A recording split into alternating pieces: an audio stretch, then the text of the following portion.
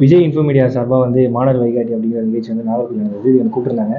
அவ்வளோ மாணவர்களை பார்த்தது ரொம்ப சந்தோஷம். தேங்க்யூ, நன்றி. இப்போ வளரக்கூடிய திரைக்கலைஞர் நீங்கள் இன்னைக்கு இருக்கக்கூடிய சூழலில் மத்திய அரசு புதிதாக வரக்கூடிய மத்திய அரசு கிட்ட நீங்கள் என்ன எதிர்பார்க்குறீங்க?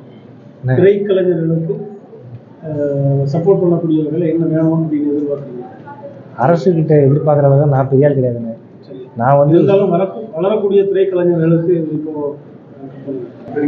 அந்த மாதிரி வளரக்கூடிய திரைக்கலைஞர்களுக்கு அரசு தரப்புல வந்து என்ன வேணும்னு எதிர்பார்க்குறீங்க? என்ன உதவி வேணும்னு எதிர்பார்க்குறீங்க? இல்லை, கண்டிப்பாக அந்தளவுக்கு கோரிக்கை வைக்கிற அளவுக்கு எனக்கு தகுதி இல்லை. அந்தளவுக்கு நான் பெரிய ஆளும் இல்லை.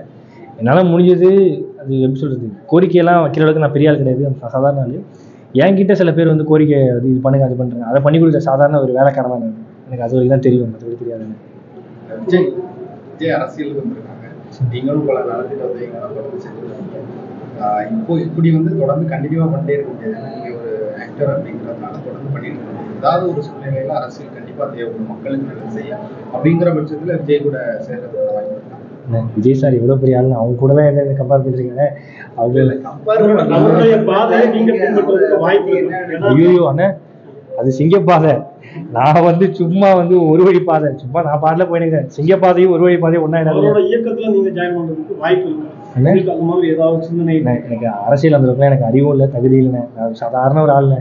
நான் நல்ல செயல் சும்மா சைலண்டா பண்ணிட்டு போயிட்டு இருக்கேன். இன்னைக்கு வளரக்கூடிய இளைஞர்களுக்கு நீங்க சொல்ற அறிவுரை? அவங்க தானே எனக்கு அறிவுரை சொல்லணும். எல்லாரும் பயங்கர தெளிவா இருக்காங்க, எனக்கு தானே அறிவுரை கம்மியா இருக்கு. இருந்தாலும் இளைஞர்கள் கிராமப்புற இளைஞர்களாக நகர்ப்புற இளைஞர்களாக அவங்களுக்கு இன்னைக்கு என்ன தேவை அப்படின்னு நினைக்கிறீங்க? யார் அறிவுரை? துறையில் அவங்க வரணும் இல்ல வேற என்ன? நானே +2 தானே படிச்சிருக்கேன். எனக்கே அந்த அளவுக்கு அறிவுரை நிறைய பேர் சொல்லணும். நான் அறிவுரை சொல்றது நான் பெரிய ஆள் கிடையாது. இல்ல, வளர்ந்து வரக்கூடிய இளைஞர்கள் வந்து அதிகமா சோசியல் மீடியால வந்து அடிக்ட் ஆயிருக்காங்க. படிப்பு கம்மியாகிட்டே இருக்கு, சோசியல் மீடியால அடிக்ஷன் கொடுக்குறது வந்து பெருசாகிட்டே இருக்கு. ஸோ அவங்களுக்கு இந்த இன்டர்வியூ சோசியல் மீடியா தானே வரப்போகுதுங்க. இன்டர்வியூ சோசியல் மீடியா நான் அவங்களாம் பயங்கர தெளிவாக இருக்கணும். எதை எடுத்துக்கணும் எதை எடுத்துக்கூடாது அவங்களாம் தெளிவாக தானே இருக்காங்க. கண்டிப்பாக அவங்கள நம்ம அறிவுரை சொல்றது பெரிய ஆள் கிடையாதுங்க. ரொம்ப நன்றிண்ணே, தேங்க்யூ.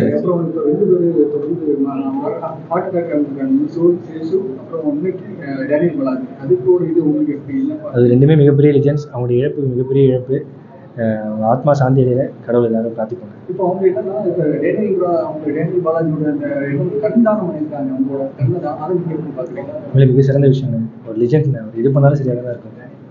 திரையில வந்து பெரிய பிரபலங்கள் ஏற்கனவே உயிரிழந்த சில ஆட்கள் இருக்காங்க.